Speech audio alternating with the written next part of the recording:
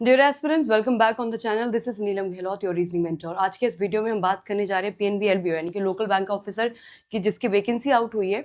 अब हमारा ये जो एग्जामिनेशन है यानी कि ऑनलाइन एग्जाम होगा, उसका एग्जाम लेवल क्या है उस बारे में बात करेंगे। सिलेबस को हम डिस्कस यहाँ पे करने वाले हैं और मोस्ट इंपॉर्टेंट टॉपिक जो होने वाले हैं उनको भी हम डिस्कस करेंगे। साथ ही स्ट्रैटेजी पे बात करेंगे कि किस तरीके से आपको प्रिपेयर करना है, एंड द स्ट्रैटेजी जो रहेगी वो आपकी कहीं ना कहीं सिलेबस से ही निकल कर आती है। तो चलिए बिना किसी देरी के शुरू करेंगे आज का ये सेशन। सबसे पहले एक नज़र डाल लेते हैं आपकी कट ऑफ डेट्स पे, ताकि आपको पता रहे कि आप में से कितने एलिजिबल हैं और एलिजिबिलिटी के साथ साथ आपके फॉर्म फिलिंग की लास्ट डेट क्या है। तो फॉर्म फिलिंग की लास्ट डेट जो है वो आपकी 9 अगस्त है और प्रीलिम्स एग्जाम जो होना है वो आपका अगस्त या सितंबर में होना है। देखो मैं, क्योंकि ये जो हमारा एलबीओ का एग्जाम है वो पहली बार हुआ था 2025 में, ठीक है। 2025 वाज द फर्स्ट टाइम जो ये एग्जाम कंडक्ट किया गया था। एलबीओ का एग्जाम और बैंक भी करते हैं, पीएनबी की तरफ से पहली बार हुआ था।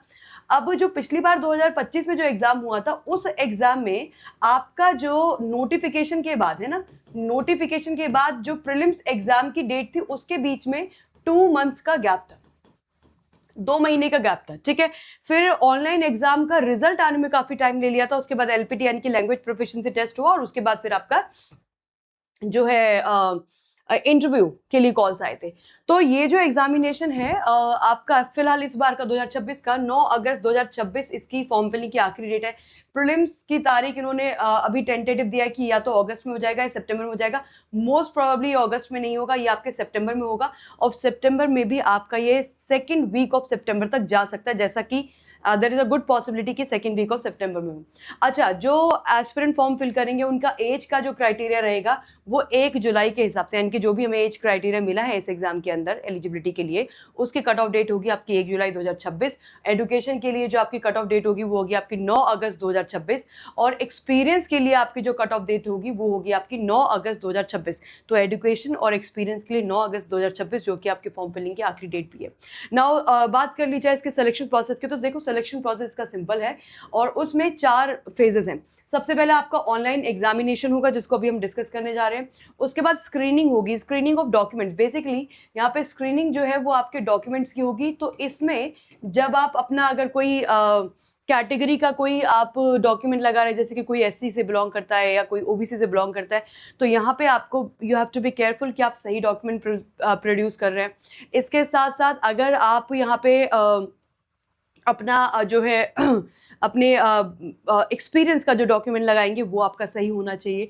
तो यहाँ पे जो सेकंड प्रोसेस होगा वो आपका स्क्रीनिंग का होगा। स्क्रीनिंग में आपके डॉक्यूमेंट्स की स्क्रीनिंग की जाएगी। तो जितने भी सर्टिफिकेट, जितने भी डॉक्यूमेंट्स आप प्रेजेंट करेंगे या जिसके लिए भी आप एप्लीकेशन फॉर्म में हाँ या ना लिखेंगे, वो डॉक्यूमेंट्स आपके पास ओरिजिनल और फोटोकॉपी स्टेट में होने चाहिए। उसके बाद होगा आपका लैंग्वेज प्रोफिशिएंसी टेस्ट, जिसको हम आम भाषा में कहते हैं LLPT। ये होता है लोकल लैंग्वेज प्रोफिशिएंसी टेस्ट। अब लोकल लैंग्वेज की स्टेट वाइज वैकेंसी है, किसी ने अगर गुजरात से फॉर्म भरा है तो वहाँ की जो लोकल लैंग्वेज गुजराती आपको आनी चाहिए। गुजराती में आपको लिखना, बोलना, पढ़ना आना चाहिए। अगर आपने गुजराती अपनी 10th या 12th क्लास में पढ़ी थी तो फिर आपको LPT देने की आवश्यकता नहीं होगी। लेकिन अगर आपने वो लोकल भाषा 10th या 12th में नहीं पढ़ी, आपकी 10th या 12th की मार्कशीट में वो लोकल भाषा नहीं लिखी है, तो फिर आपको LPT देना होगा। ये जो LPT है ये आपका, इसको क्वालिफाई बस करना है, यानी कि इसके मार्क्स नहीं जुड़ने वाले हैं, इसको आपको क्वालिफाई करना है। लेकिन इसको क्वालिफाई करना मैंडेटरी है, ठीक है। इसको क्वालिफाई करना है लेकिन क्वालिफाई करना जरूरी है, आवश्यक है। अगर आप इसको क्वालिफाई नहीं करेंगे तो फिर यहाँ पे ये आपका कैंडिडेचर जो है वो रिजेक्ट कर दिया जाएगा। Okay, now moving on, last हमारा फेज होगा इंटरव्यू का। इंटरव्यू आपका 50 नंबर का होने वाला है और जो फाइनल मेरिट आपकी बनने वाली है वो बेसिकली इन दोनों से मिलकर बनेगी, ठीक है। यानी कि ऑनलाइन रिटन टेस्ट के आपके मार्क्स लिए जाएंगे और इंटरव्यू के आपके मार्क्स लिए जाएंगे, उससे आपका फाइनल मेरिट तैयार होगा, आपका सिलेक्शन डिसाइड किया जाएगा। आगे बढ़ते now let's talk about online exam pattern. अगर ऑनलाइन एग्जाम पैटर्न की बात करो तो सबसे पहला इसमें सब्जेक्ट है रीजनिंग एंड कंप्यूटर एप्टीट्यूड, जिसके 25 क्वेश्चन आएंगे, 25 मार्क्स के आएंगे और इसमें समय आपको मिला है 10 मिनट एक्स्ट्रा यानी कि 35। तो टाइम के अकॉर्डिंग ठीक टाइम मिला है। उसके बाद डेटा एनालिसिस एंड इंटरप्रिटेशन की मैं बात करूं तो यहाँ पे 25 क्वेश्चन है, 25 नंबर के हैं, 35 मिनट का टाइम मिला है। दोनों को ही आपको सॉल्व करना होगा और सॉल्व करने में टाइम जाता है तो यहाँ पे 10 मिनट एक्स्ट्रा, ये एडवांटेज है आपके लिए। इंग्लिश लैंग्वेज 25 क्वेश्चन, 25 नंबर के, 25 मिनट का टाइम मिला है क्योंकि आपको सॉल्व नहीं करना है, पढ़ना है और आंसर करना है। देन क्वांटिटेटिव एप्टीट्यूड में 25 क्वेश्चन, 25 नंबर के और यहाँ पर भी ये सॉल्व करने वाला सब्जेक्ट है तो इसमें भी इन्होंने 10 मिनट एक्स्ट्रा दिए, which is a good thing, आपके लिए अच्छा है ये। ठीक है, ज्यादा क्वेश्चन कर पाओगे। General slash economy slash banking awareness, ये हमारा 5वां सब्जेक्ट है जो है आपका बैंकिंग अवेयरनेस को लेके। इसके सबसे ज्यादा मार्क्स है, 50 क्वेश्चन 50 नंबर के आने वाले हैं और इसके नंबर भी 50 हैं। 1/4 आपके एग्जाम में नेगेटिव मार्किंग है, यानी कि आप गेस वर्क नहीं कर सकते। गेस वर्क ज्यादातर हम जनरल अवेयरनेस वाले सब्जेक्ट में करते हैं, तो उसको आपको अवॉइड करना है। चलिए अब आते हैं सिलेबस के बारे में। तो सिलेबस की बात की जाए तो देखो, सबसे पहले मैंने आपके लिए सामने रखा है syllabus of reasoning and computer aptitude. बहुत सारे एस्पिरेंट यहाँ पे डाउट में आ जाते हैं कि ये जो कंप्यूटर एप्टीट्यूड है बेसिकली क्या है, क्या यहाँ पे कंप्यूटर नॉलेज के क्वेश्चन पूछे जाएंगे। तो यहाँ पे पहली बात तो ये समझ लीजिए कि कंप्यूटर नॉलेज और कंप्यूटर एप्टीट्यूड दो अलग विषय हैं। रीजनिंग के साथ जब कंप्यूटर एप्टीट्यूड लिखा जाता है तो बेसिकली ये रीजनिंग का वो वाला हिस्सा हो जाता है, ये रीजनिंग का वो वाला हिस्सा हो जाता है जिसको हम बोलते हैं कोडेड रीजनिंग। अब कोडेड रीजनिंग में बहुत सारे टॉपिक है जो कोडेड फॉर्मेट में आते हैं। सबसे पहले आपकी नंबर सिंबल कोडिंग हो गई, कोडेड डायरेक्शंस हो गए, कोडेड इनइक्वालिटीज हो गए, कोडेड ब्लड रिलेशंस हो गए, कोडेड स्लॉग्स हो गए। तो ये सारी चीजें आपके एग्जाम में ज्यादा पूछी जाएंगी। मतलब रीजनिंग तो है, रीजनिंग के साथ साथ यहाँ पे कंप्यूटर एप्टीट्यूड का मतलब है the coded part of reasoning. आपने देखा होगा कि एसबीआई के एग्जाम में भी लिखा होता है computer aptitude, reasoning and computer aptitude. इसी तरीके से एसबीआई के सीबीओ सर्कल बेस्ड ऑफिसर के एग्जाम में भी लिखा होता है कंप्यूटर एप्टीट्यूड। तो वो कंप्यूटर एप्टीट्यूड में कंप्लीटली रीजनिंग पूछा जाता है, तो इसको आप डाउट को क्लियर कर लीजिए। नाउ ये है आपके एंटायर टॉपिक्स ऑफ रीजनिंग। अब इस एंटायर टॉपिक में अल्फाबेट टेस्ट आपके लिए जरूरी है, क्योंकि अल्फाबेट टेस्ट जो है ना वो थोड़ा आसान सा टॉपिक, मतलब थोड़ा सा इजी टॉपिक है, इजीली समझ जाओगे, कर लोगे। अल्फा न्यूमेरिक सीरीज भी आसान है।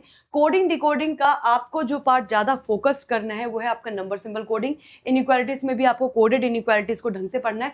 लेकिन बात वही है कि क्या मैं कोडेड इनइक्वालिटीज के मतलब इनइक्वालिटीज के कोडेड वाले पार्ट पे डायरेक्टली आ सकता हूँ या आ सकती हूँ।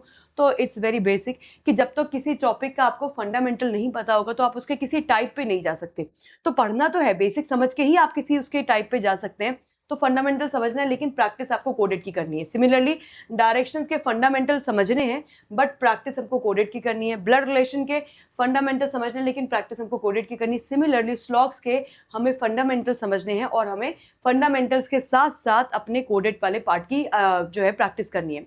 ये आ गया आपका सीटिंग अरेंजमेंट और पजल। सीटिंग अरेंजमेंट और पजल इंपॉर्टेंट है, क्योंकि 25 क्वेश्चन में से आप ये मान के चलिए कि आपको 2 to 3 सेट जो है वो सीटिंग या पजल के दोनों को मिला के आ सकते हैं। डेटा सफिशिएंसी आप कंप्लीटली अवॉइड कर सकते हो। 25 क्वेश्चन में डेटा सफिशिएंसी भी आ जाए ऐसा थोड़ा सा मुश्किल है। सिमिलरली क्रिटिकल रीजनिंग को आप अवॉइड कर सकते हैं। मशीन इनपुट आउटपुट को आप कंप्लीटली अवॉइड कर सकते हैं। इतना आप करोगे, this is more than sufficient. आपको ये बाद के 3 टॉपिक करने की कोई आवश्यकता नहीं है।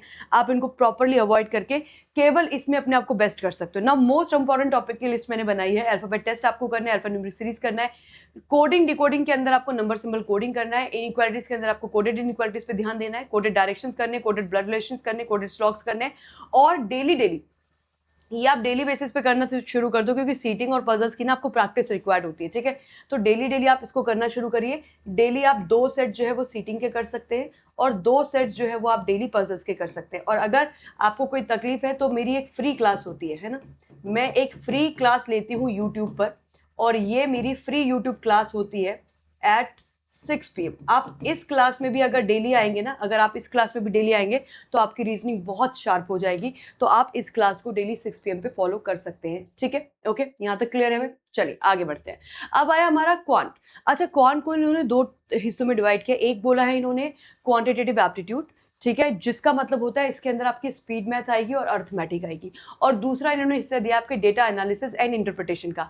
अब ये जो स्पीड मैथ वाला पार्ट है और अर्थमेटिक वाला पार्ट है, ये बड़ा ज़रूरी है, क्योंकि अगर आपका ये वाला पार्ट कवर नहीं है तो आप ये नहीं कर पाएंगे। तो इस पर आने के लिए, ये हमारा चौथा सब्जेक्ट है, ये हमारा तीसरा सब्जेक्ट है, इसमें बेस बनाने के लिए आपको यहाँ पे बेस बनाना पड़ेगा, क्योंकि यहाँ पे जो पूछा जाएगा वो इन्हीं की हेल्प से आप सॉल्व कर सकते हो। तो when we talk about quantitative aptitude, इसके 2 सेक्शन हो जाते हैं, एक स्पीड मैथ वाला और एक हो जाता है आपका अर्थमेटिक वाला। अगर मैं बात करूँ स्पीड मैथ की, तो यहाँ पे है आपका सिंप्लीफिकेशन के क्वेश्चंस आ जाएंगे, अप्रॉक्सीमेशन के आ जाएंगे, नंबर सीरीज के आ जाएंगे, क्वाड्रेटिक इक्वेशंस के आ जाएंगे। ये कंप्लीटली आपका कौन सा सेक्शन है, ये है आपका स्पीड मैथ वाला। इसके हर एक के अगर आप 5 क्वेश्चन डेली करते हैं, इन चारों के, यानी कि सिंप्लीफिकेशन के 5 क्वेश्चन, अप्रॉक्सीमेशन के, नंबर सीरीज के, क्वाड्रेटिक के, इनके अगर डेली आप 5-5 क्वेश्चन भी करोगे ना, अब ऑब्वियसली बात तो उससे पहले आपको पहले कॉन्सेप्ट समझना पड़ेगा, तो आई थिंक आप बहुत बेटर इसमें कर जाओगे। क्वाड्रेटिक के कॉन्सेप्ट समझने पड़ेंगे, बाकी ये तो तीनों जो चीजें हैं ये तो कंप्लीटली आपके प्रैक्टिस वाले, यानी कि अगर आप इसकी प्रैक्टिस करते रहोगे तो बेटर हो जाएगा। यहाँ पे आपको फंडामेंटल्स यानी कि कॉन्सेप्ट समझना जरूरी है। देन आता है आपका अर्थमेटिक वाला पार्ट। अर्थमेटिक वाला पार्ट बेहद इंपॉर्टेंट है, क्योंकि क्वांटिटेटिव एप्टीट्यूड के अंदर आपके अर्थमेटिक के क्वेश्चन आपको ज्यादा देखने को मिलेंगे। उसके अंदर क्या टॉपिक मोस्ट इंपॉर्टेंट है? Percentage very very important topic है, यानी कि एक तरीके से क्वांटिटेटिव एप्टीट्यूड का ये बेस है, ठीक है। तो परसेंटेज के बिना तो क्वांट फिर अधूरी है।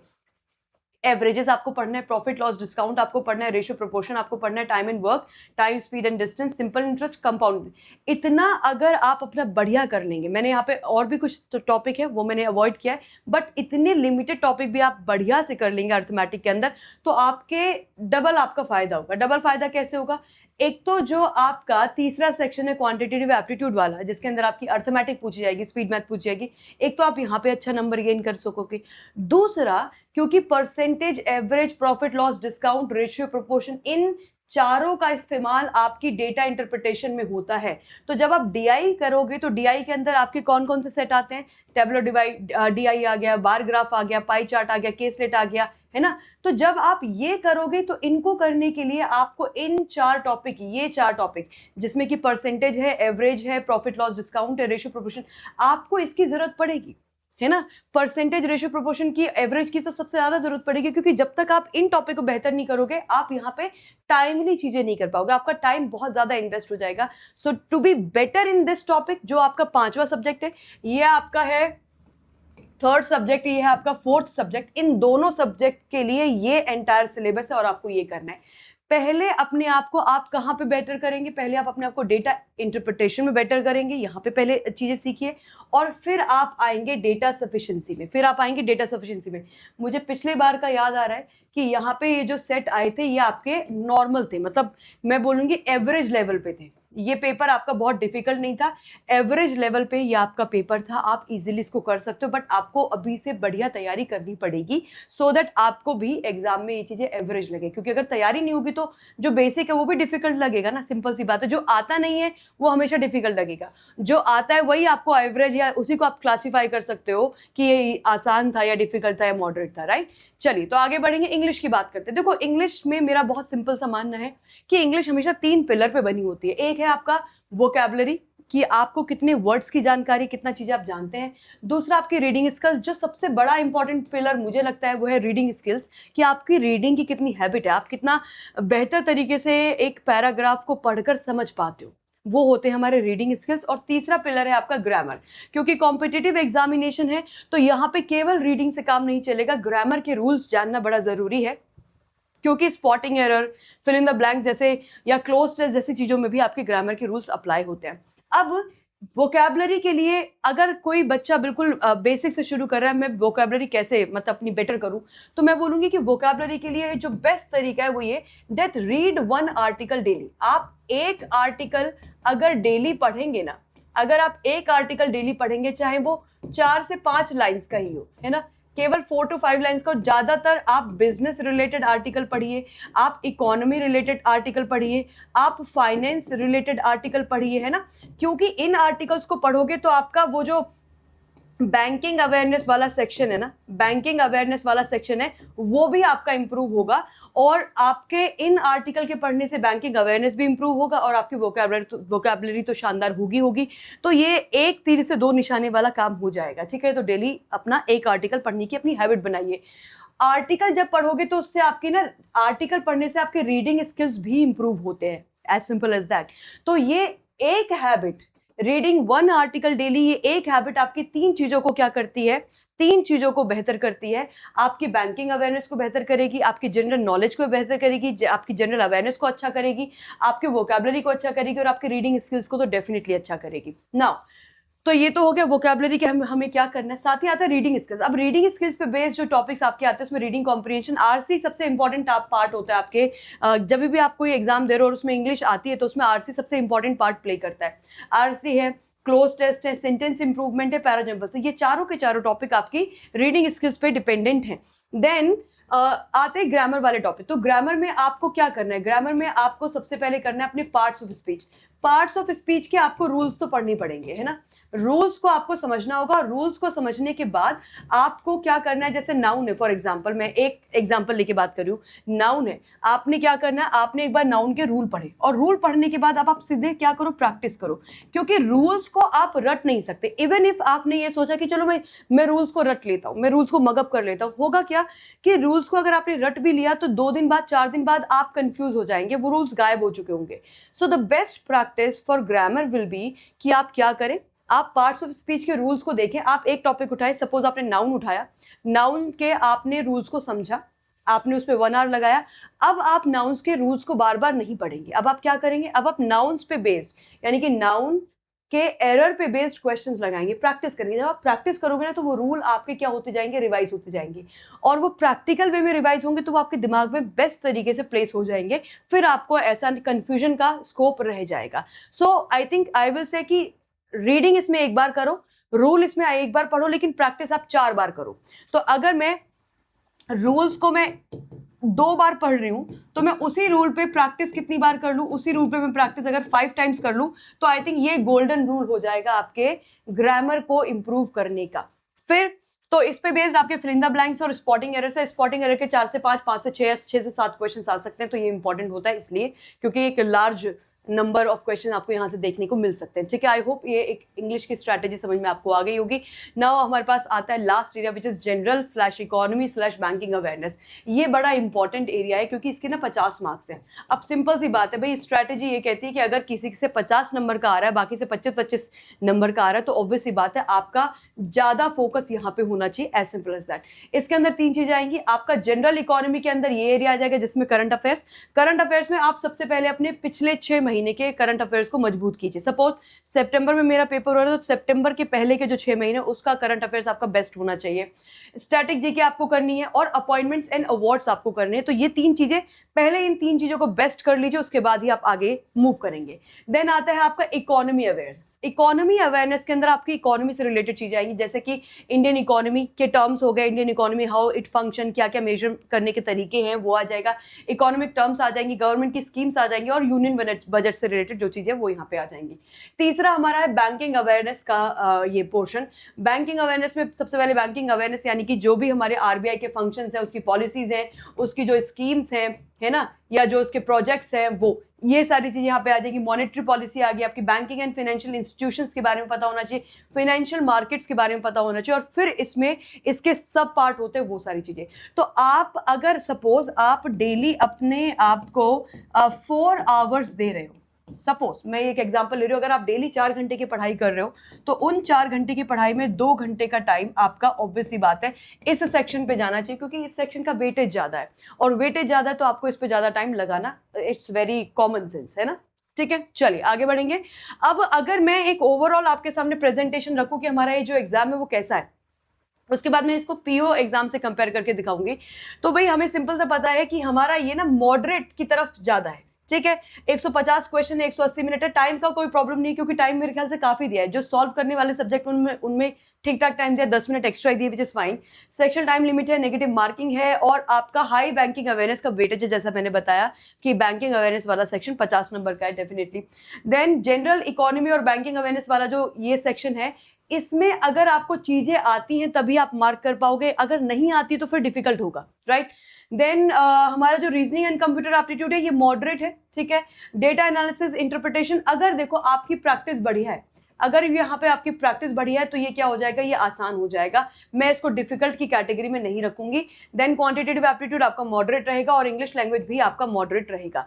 तो ये सारी चीजें आपके सामने है। अब मैं आपको यहाँ पे ना डिफिकल्टी लेवल को मैं कंपेयर करना चाहती हूँ आईबीपीएस एसओ से। अब आईबीपीएस एसओ से इसलिए मैं कंपेयर करना चाहती हूँ क्योंकि बहुत सारे एस्पिरेंट आईबीपीएस पीओ के पेपर को समझते हैं। तो यहाँ पे 2 पेपर लिख लेते हैं हम। एक हो गया हमारा पीओ का प्रीलिम्स, पीओ का प्रीलिम्स का पेपर हो गया, ठीक है, और दूसरा हमारा हो गया पीओ का मेंस का पेपर, ठीक है, पीओ मेंस का पेपर। जिस एस्पिरेंट ने, या आप क्या कर सकते हैं, एग्जाम एक उठा लो, पास्ट ईयर का एक एग्जामिनेशन उठा लीजिए, 2025 का पीओ का प्रीलिम्स का भी और पीओ का मेंस का भी पेपर निकाल लो, ठीक है। जिस एस्पिरेंट ने पीओ मेंस की तैयारी कर रखी है उसको ये एलबीओ का एग्जाम क्या लगेगा, इजी लगेगा। जिसकी मेंस लेवल पे तैयारी बढ़िया है उसको ये एग्जाम इजी लगने वाला है। और जो अभी प्रीलिम्स लेवल की ही तैयारी कर रहे हैं, जो अभी प्रीलिम्स लेवल पे, जो मेंस लेवल की तैयारी पे पहुंचे नहीं है, उनको ये एग्जाम कैसा लग सकता है, उनको ये एग्जाम थोड़ा सा मॉडरेट लग सकता है। तो मैं सिंपल सा इसको, क्योंकि कई बार आप लोगों के दिमाग में आता है कि हम किस लेवल पे तैयारी करते हैं, तो मैं सिंपल सा आपको बताना चाहती हूँ। जिन्होंने पहले से पीओ प्री का पेपर देखा है, पीओ प्री दिया है, मेंस दिया है, तो वो तो डायरेक्टली इस बात को समझते होंगे। लेकिन जस्ट इन केस आपने नहीं दिया है तो आप क्या कीजिए 2025 का पेपर डाउनलोड कर लो, पीओ प्रीलिम्स का भी और मेंस का भी। मेंस के पेपर की तैयारी करके सामने, या मेंस के पेपर की तैयारी अगर आपकी अच्छी है तो उसके सामने आपको ये बेहद आसान लगने वाला है, इजीली आपसे सारे क्वेश्चन बन जाएंगे। और अगर आप पीओ प्रीलिम्स के रेस्पेक्ट में बात करोगे तो उसके लेवल पे ये थोड़ा सा मॉडरेट हो जाएगा, थोड़ा सा हैवी हो जाएगा, ठीक है। आई होप एक आइडिया लग गया होगा आपको। नाउ कट ऑफ की मैं बात करूं तो जो हमारी जनरल यानी कि अनरिजर्व कैंडिडेट्स है उनको कट ऑफ टारगेट करनी है 97.5 से 105 के बीच में। जो हमारे ईडब्ल्यूएस कैंडिडेट्स हैं उनको 90 से 100 के बीच की कट ऑफ टारगेट करनी है। ओबीसी वालों को 85 से 95 के बीच में जाना है। एससी वालों को ये टारगेट करना है, एसटी वालों को ये टारगेट करना है।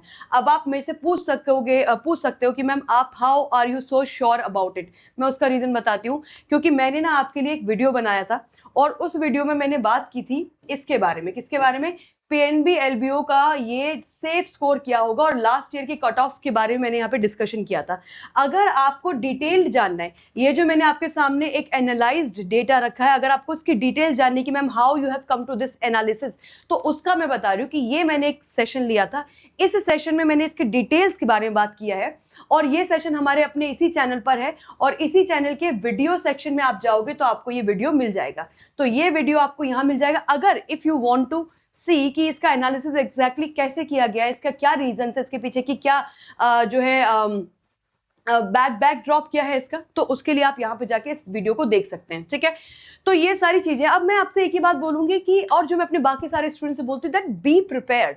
क्योंकि आपके सामने नोटिफिकेशन एक नहीं, दो नहीं, तीन नहीं, चार नहीं, बहुत सारे नोटिफिकेशंस आएंगे और उन नोटिफिकेशंस में आप तभी आप आगे बढ़ पाओगे। वो बोलते हैं ना कि opportunity favours the prepared minds. तो अपॉर्चुनिटी को भी आप इन कैश तभी कर पाओगे जब आप प्रिपेयर्ड होंगे। तो बी प्रिपेयर्ड। मे बी अभी आप अपनी प्रिपरेशन करना शुरू कर दीजिए, क्योंकि कभी ना कभी आपको अपने फंडामेंटल्स तो शार्प करने होंगे। बिना फंडामेंटल के स्ट्रॉन्ग किए आप प्रिपेयर्ड नहीं है, और अगर आप प्रिपेयर्ड नहीं है तो फिर आगे जब एग्जाम्स के नोटिफिकेशन आते हैं तो आपको 1 या 1.5 या 2 महीने का टाइम मिलता है। उन 2 महीने या 1.5 महीने के टाइम में चीजें अच्छे से प्रिपेयर नहीं होती है, तो आपको प्रिपरेशन अपनी करनी पड़ेगी। एक बार आपको अपने आप को प्रिपेयर करना पड़ेगा। So be prepared, because to be prepared is half the victory. अगर आप प्रिपेयर्ड हो तो आधी जंग तो आपने ऐसे ही जीत ली ना, क्योंकि अगर आप प्रिपेयर्ड हो आधी जंग आपने जीत ली। अब जैसी नोटिफिकेशन आया आपको क्या करना, आपको टॉपिक टेस्ट लगाने, सेक्शन टेस्ट लगाने, मॉक टेस्ट लगाने।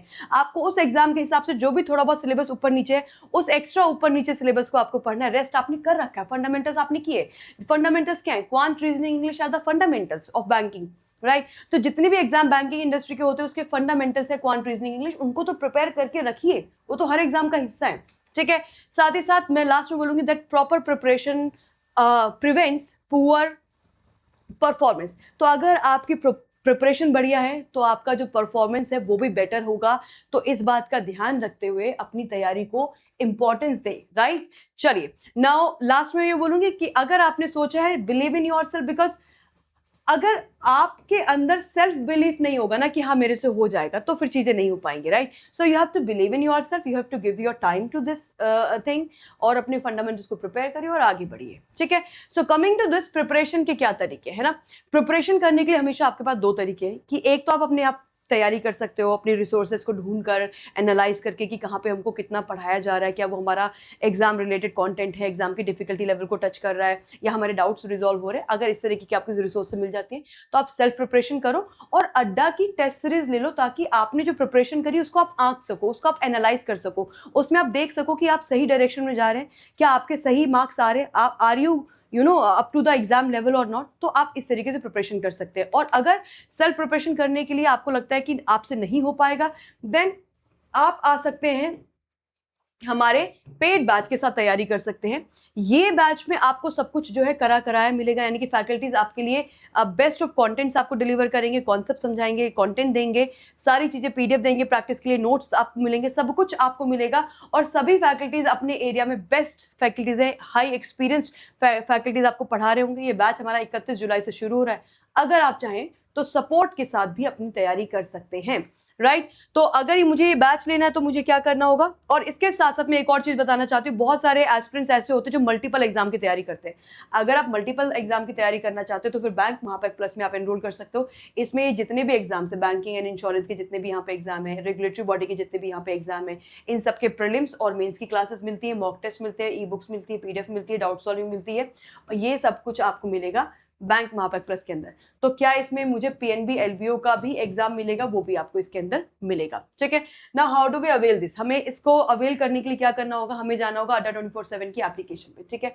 आप अड्डा की एप्लीकेशन पे जाओ, जिसको डाउनलोड करने का लिंक हमने वीडियो के सेक्शन में लगाया है।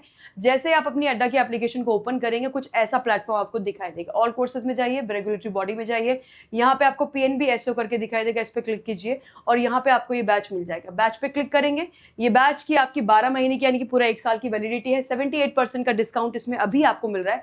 बट जैसे ही आप इसमें यहाँ पे डिस्काउंट कोड लगाएंगे, जो आपकी स्क्रीन के नीचे चल रहा है Y651, आप करेंगे इसको अप्लाई, तो ये आपकी फीस और कम हो जाती है।